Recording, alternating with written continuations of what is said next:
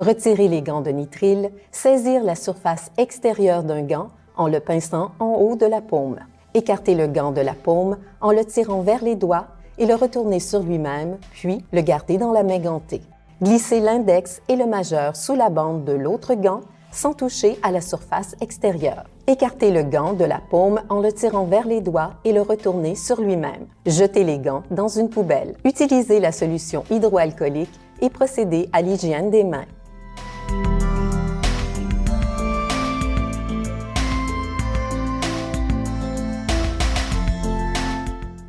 Retirez la blouse en évitant de toucher l'extérieur. Pour ce faire, détachez la blouse sans vous contaminer.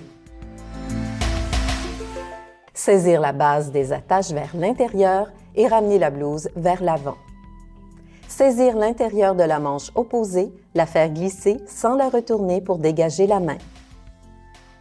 Avec la main dégagée, procédez de la même façon pour retirer l'autre manche.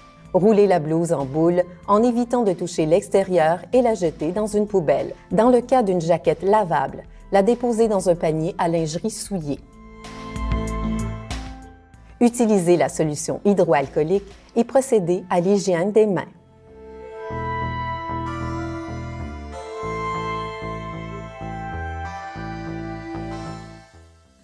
Mettre une nouvelle paire de gants de nitrile.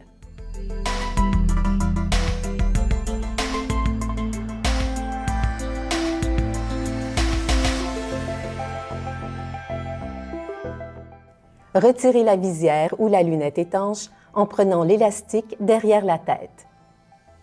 Passez une lingette désinfectante sur l'intérieur et l'extérieur de la visière ou de la lunette.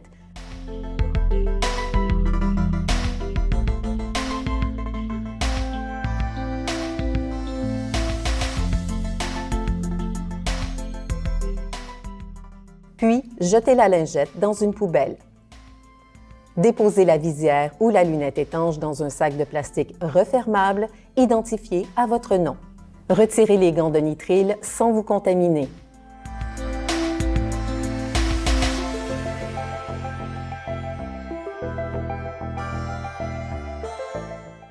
Utilisez la solution hydroalcoolique et procédez à l'hygiène des mains.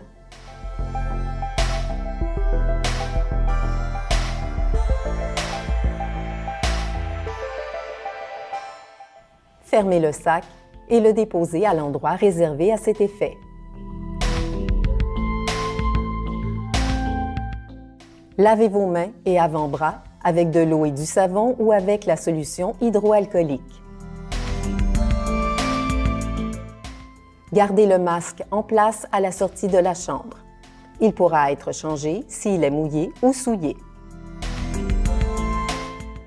Grâce à l'utilisation judicieuse de l'équipement de protection individuelle et à la mise en place de mesures de prévention et contrôle des infections, vous assurez votre sécurité et celle des autres.